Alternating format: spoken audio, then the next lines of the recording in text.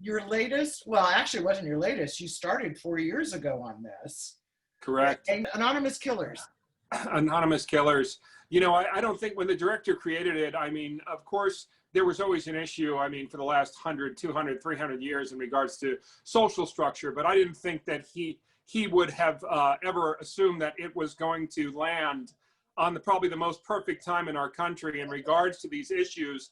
You know, the one thing that I love about this movie is that no matter where you stand, this word is very sensitive to many people, called privilege. You know, if you tell anyone that word, everyone's going to have a different issue with it. And my son's teacher is actually sort of coming at them in sort of this one angle, which concerns me, because the thing is that, you know, there are people to where you can say, hey, you worked for it in this country and you didn't need any special treatment, or, you know, you didn't come from much. So if you work for it and good things happen, or you can, you know, look at it in terms of a social structure to saying, hey, you know, the system sort of favors these people over these people, or this gender over this gender, so to speak. But that's all subjective. But what I love about this director is the fact that no matter what angle you're coming from, he leaves it open for discussion. And for me, I think that's probably the most important thing we need to do right now as a society, is open up that discussion, continue to talk about it, because ultimately I think there's a lot of legitimacy on all sides of the spectrum. The most common one for me is to admit a little bit of both, that there is some sort of structure, but also, you know, I've been Italian American, I've been working hard as a Caucasian male for the last 23 years, and not one thing has been handed to me. And if you look at my IMDb, you know, it's filled with a ton of credits, but there has been nothing that has sort of resembled this so-called privilege, so to speak, with about 1 million different odd jobs, 8 years of waiting tables, 5 years of driving Uber and Lyft, 8 years of managing restaurants. You know, all these things are grit and grind, $15 an hour here or there. But I'm so excited about this film, to be starring in a film that I think is going to have quite a bit of significance with society, and also with all the professors around the universities. I think it's going to be quite the topic within high school as well as college, this film. I was managing a restaurant at the time and trying to still fit in auditions here and there. I had an amazing general manager from Knoxville, Tennessee, and I owe him giving me that weekend off. Not many general managers will give their assistant managers the weekend off and end up working for you, and that's what he did. I ended up driving out on my own dime to Las Vegas to film a few days. And from that point on, the director or producer was able to garner up enough money to at least get the film started. He needed another $250,000 to complete production as well as post-production, which can be very, very expensive. And that, unfortunately, is what took an extra couple of years. But after 4 years, African-American director from my neck of the woods in New York, has worked so hard. A.R. Hilton is his name. And he speaks from experience. He focuses, again, on, you know, ethnicity. He focuses on gender. He focuses on the structure. And again, but the one thing that I enjoy about this film is that it leaves it open for discussion. And I think, again, as I mentioned, I think that's what we need to have in these crazy times right now. Importantly, to come together, right? I mean, that's the thing that's been such a concern, is a lot of this segregation now in terms of race, in terms of gender and everything else, but ultimately to all come back to the one word that I try to use throughout my whole entire life growing up in New York, which is humanism. And that's to, you know, treat everyone at face value based on their merit, and not so much a lot of the virtue signaling, which is a concern as far as gender, race, etc., which again have a lot of validity to it, but at the same time, in my own perfect opinion, and as far as the way that we should move forward is just in terms of judging people simply just on their merit. That's it, plain and simple. And you know, I want to teach my kids the same thing, that, you know, we need to stop segregating ourselves here in terms of different categories, because that's all it comes down to, is just being respectful, not judging anyone based on the color of their skin or gender, but you know, really difficult times right now, because obviously there needs to be movements and for legitimate reasons in certain areas there, without question. So mentioning your kids, how do your kids feel about you being in the Star Wars universe? You know, it's funny because they've been around it for 15 years. And I mean, you know, my oldest son is 15 and my youngest is 12 years old. So it's a little odd, because I guess, you know, it's like if you grew up in a fisherman's family, if a fisherman were to go to the Midwest and tell about his career, a lot of people would find it fascinating. However, if he tells about that career in Alaska, it's just kind of the norm. So I guess it's the same with Hollywood kids. in that I remember my youngest son giving me a couple looks when he saw me on screen for the first time. I think they've been a little bit excited, but also sort of used to it.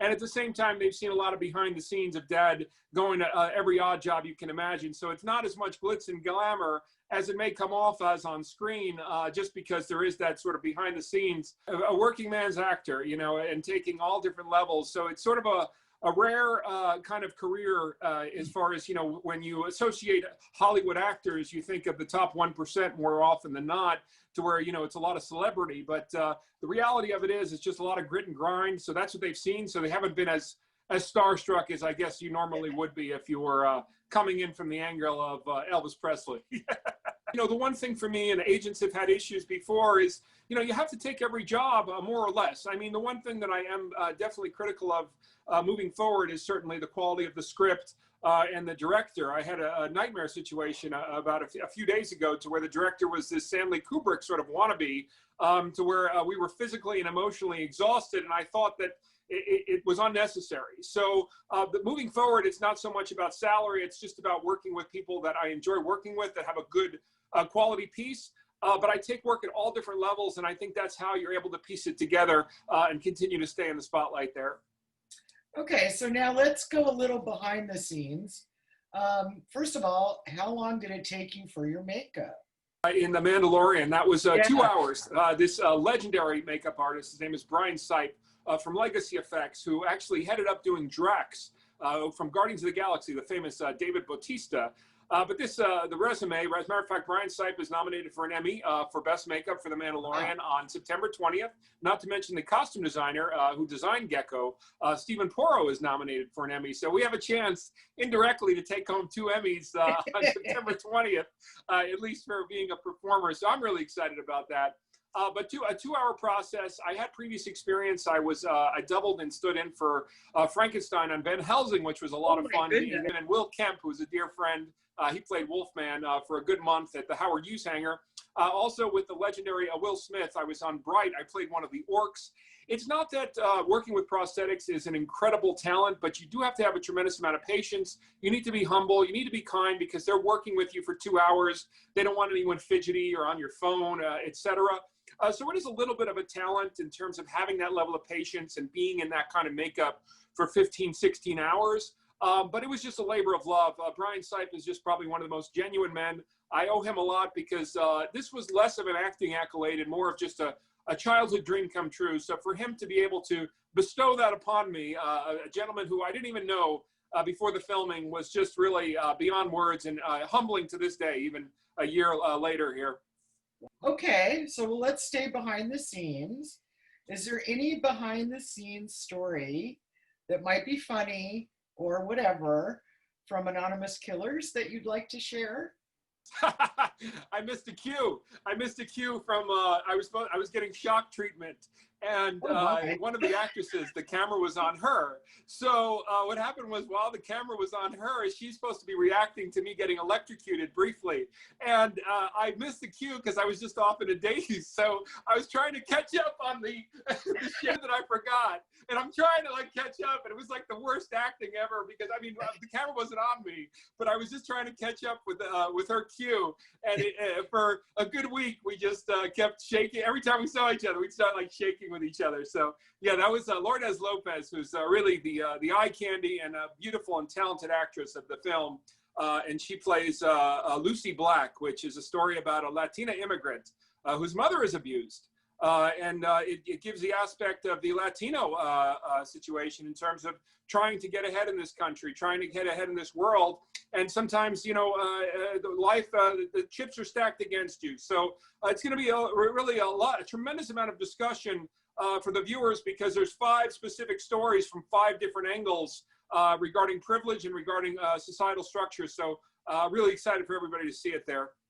It's going to be a video on demand. They don't exactly have the specific streaming service yet, but they will announce it. But 10/6 video on demand, and then I guess a wide release will be in late October. So what I'm assuming is maybe something on iTunes to start off with, and then it might flow over to Amazon Prime or Netflix later in October around Halloween there. So excited to get back to work. You know, I never expected anything from this town in terms of giving me any handouts, but the one thing now, I mean, I think we can be all sort of humbled over is just having the opportunity and hopefully getting back to that audition opportunity sooner than later and at the clip that we were going. So really excited, hopefully sooner than later, and wishing everybody all the best with their endeavors as well during this time.